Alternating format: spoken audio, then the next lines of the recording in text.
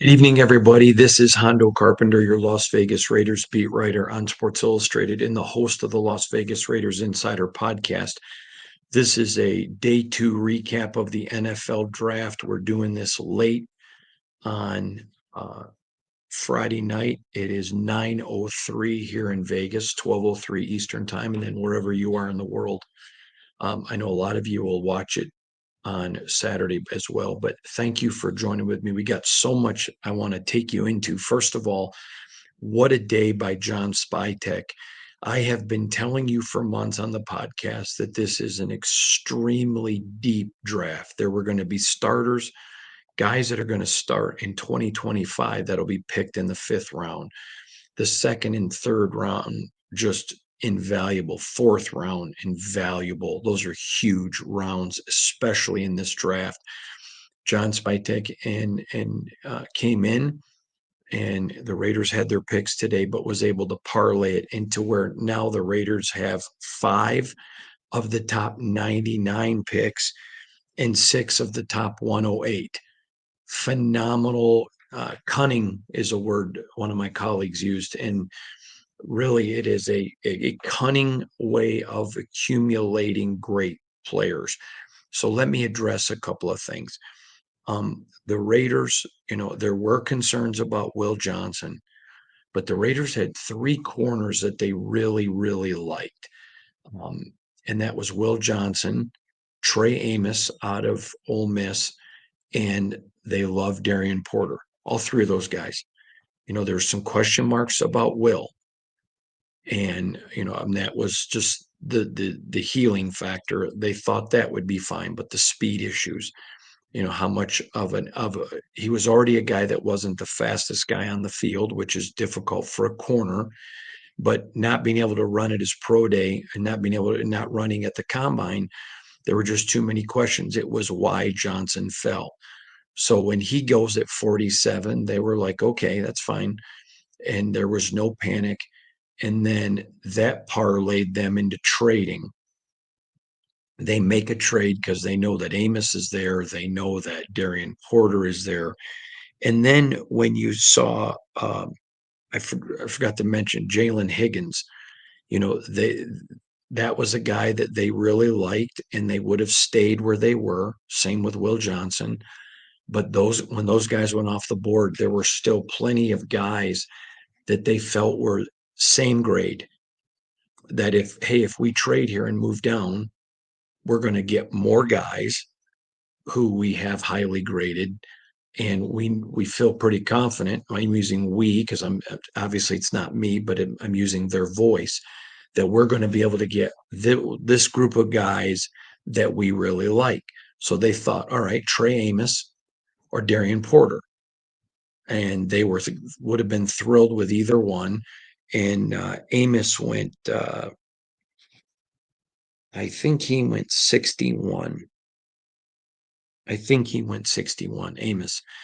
And then again, Jaden Higgins went earlier than that, and they felt really good about Besh. I'm going to talk about all the picks today. And so, what did Spytek do? He goes, listen, there's a group of guys with the same grade, so we feel like we can trade down, even if one or two of those guys gets taken.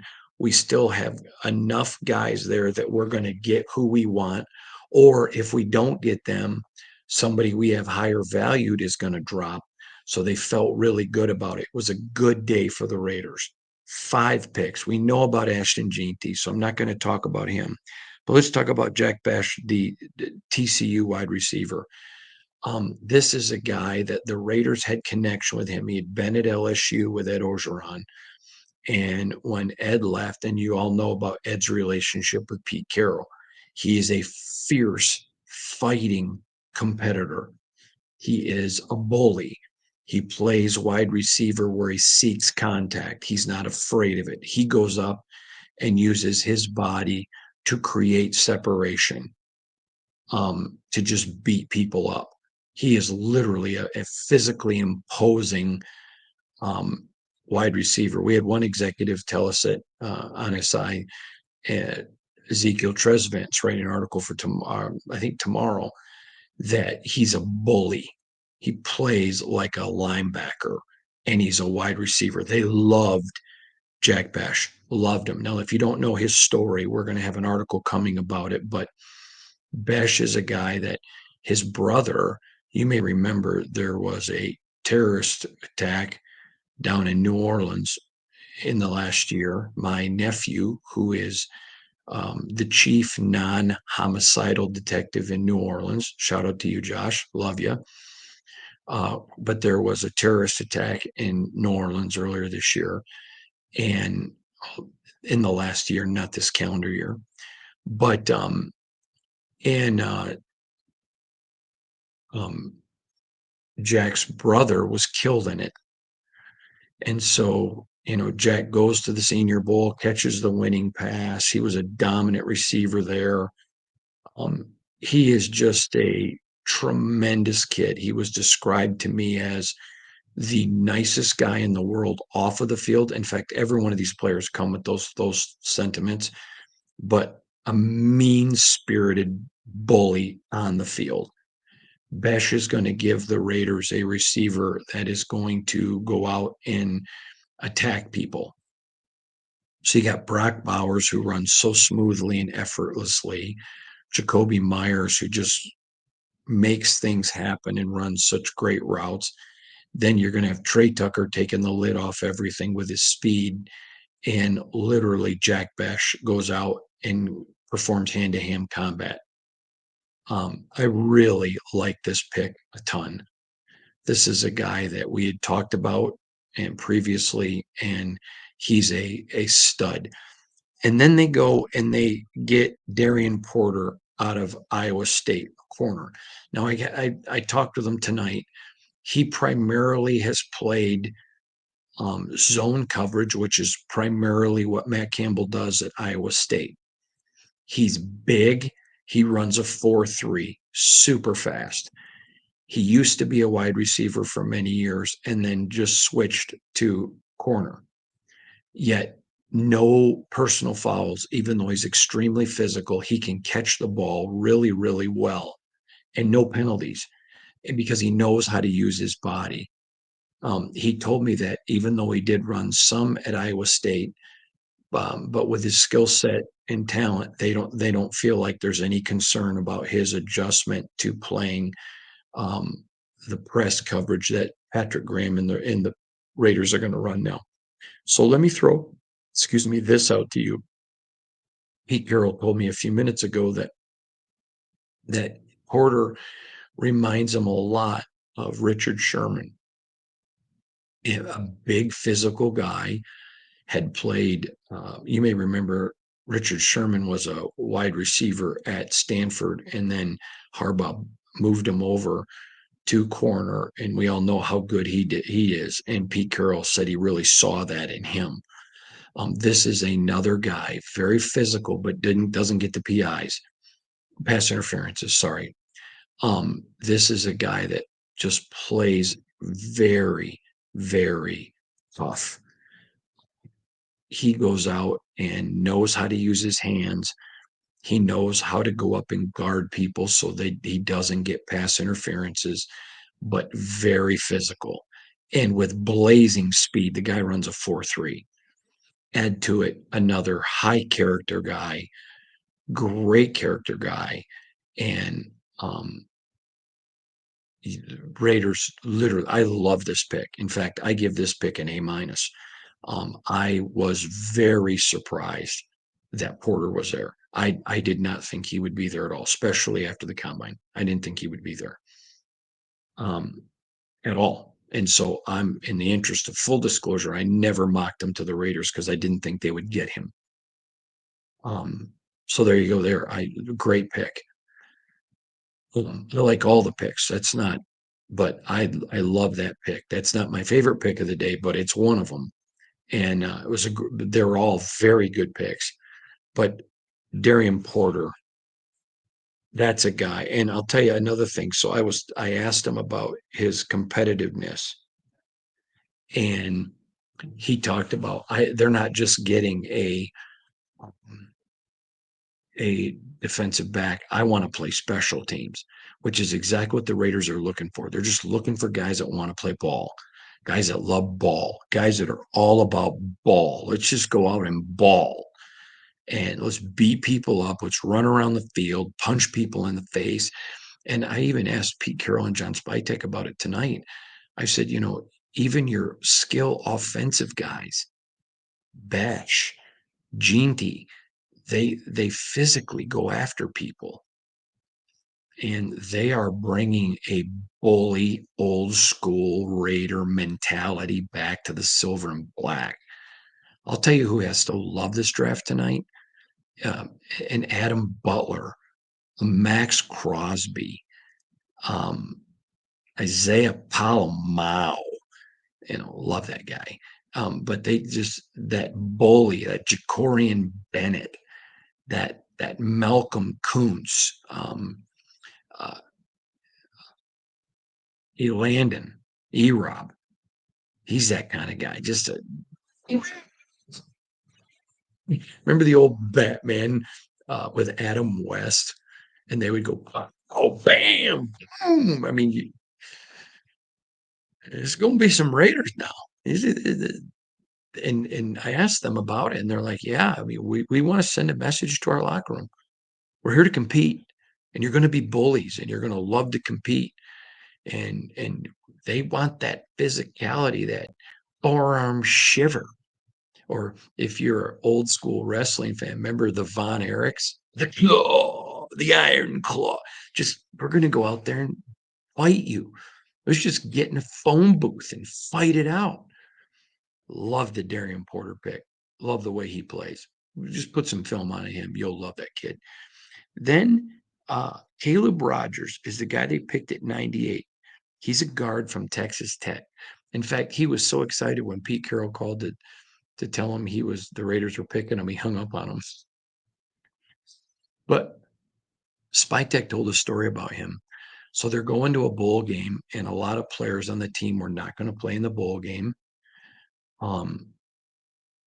Because they had pro football ambitions, but he had a backup cornerback, and he's like, I came here to play football, and he played and wanted to be there for his backup quarterback, and he wanted to be there because he didn't want to miss a chance to play football. And he's going to be an interior guy. I mean, they're sending a message now. They're letting a Jordan Meredith, a Dylan Parham, they're letting other guys, Alex Kappa, they're sending the message. We're going out and getting young, athletic bullies. They're going out and getting Jackson Powers Johnson type players. And you better be ready, because we're going to fight, scratch, and claw. Great pick. And then the guy I want to spend some time about tonight, talking about Charles Grant. He's an offensive tackle out of William and Mary. And let me just tell you about this guy. I had talked a lot about him. He's a guy that rushed it, and in this process was very high on a lot of draft boards. There were several teams that had him who are good drafting offensive lineman teams, with a high second round grade. Now, the reason he fell to the bottom of the third is it was a very deep draft, and there was a bunch of offensive linemen that went early. So there was almost makeup tonight, with corners and others. So he just got to fall. I can tell you this: I although I talked about him, never once had him mocked to the Raiders. I did not in any way think for 1 second he was going to fall to the Raiders. This is a high second rated guy. This is a wonderful guy, great person who just dominates. He's got meat hooks. And if you've ever been in a butcher shop, or maybe you're a hunter like me, and you've taken your game after you harvested it and took it to a butcher, and butchers have these hooks, and they'll latch onto a cow, or they'll latch onto an elk or a deer or a bear or whatever it is you killed. and they just pull it across the place. And so when you talk about a offensive lineman having meat hooks, it gets his hands on guys, goes after them. And let me tell you, this Charles Grant now, he's raw. He comes from William and Mary, but he's got all of the physicality and the mindset and the work ethic and the love of the game and the competitive fire. This guy may be my favorite pick of the day, and I like every one of them. But I love Charles Grant. I loved him before the draft. I love him today. He reminds me a lot of Delmar DJ Glaze, the mule, just a fighter and a scrapper. Now, I want you to look at something for a minute. So here are the Raiders. Okay. You go get, and you got Charles Grant, right? You know, you got some contract issues with Colton. I think they'll get resolved, but you never know. And you got him there. You got Delmar DJ Glaze already, and who's going to be here a long time. I've had a lot of people say, why are the Raiders being disrespectful looking at other people? They're not, but they take BPA. If the best player available on the board is an edge, they're taking an edge. It's not a slam on Max. If the BPA is a quarterback, they're taking a quarterback. It's not a slam on Geno. It's just the reality now. You have a good drafting team. And that's what good drafting teams do.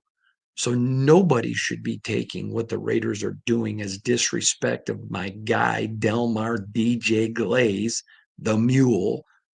They just got another one. If anything, you should be looking long term down the road. Let me just tell you, Colton's going to get another contract. I think he'll get it here. Maybe he won't, but he's going to get another contract. But it doesn't mean that he's going to play another 7 years. And you've got two young,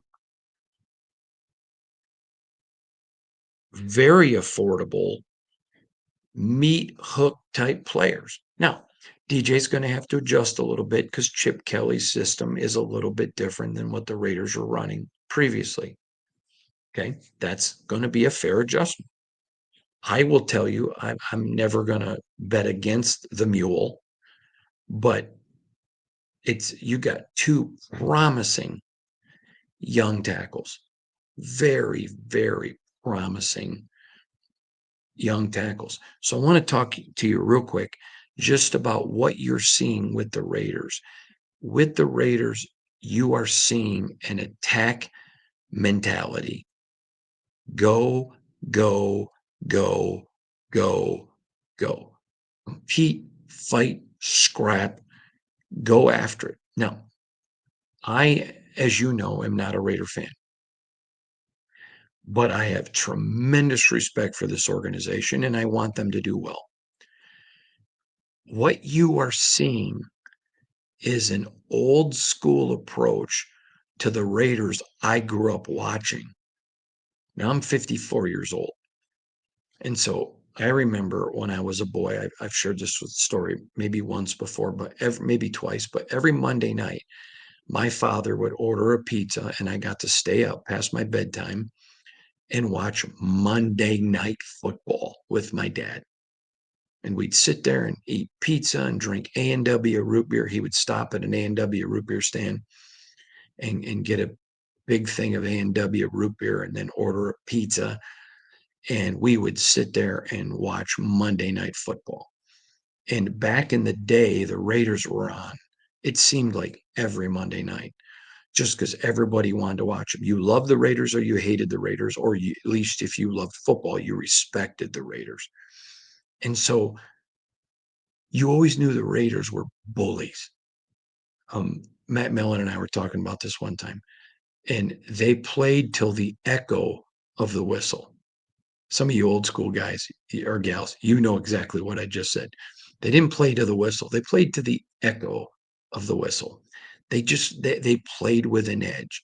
If you got up, they may push you down. They just were bullies.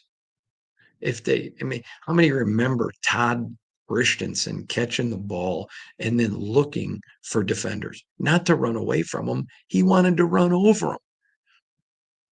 I mean, Lester Hayes, Michael Haynes, these defensive backs that would just get up in your face and want to fight you. Now you see defensive backs that no, I'm not physical. I don't step up in the run game.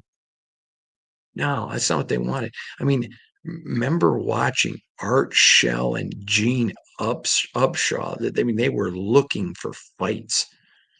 Millen looking for fights. Howie Long, a walking fight. Lyle Alzado. I mean, that is the DNA of the Raiders. And what you're seeing is, and Pete Carroll said this tonight.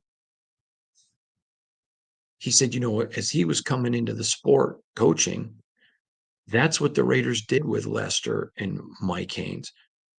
And so that's why he wanted a Richard Sherman, and it's what really developed his philosophy of a corner. And that's what they go get in Darien Porter. The Raiders got really better tonight. They added some fire, some bullies, and they're sitting here with 5 of the top 99 picks. 5%. 5. 5%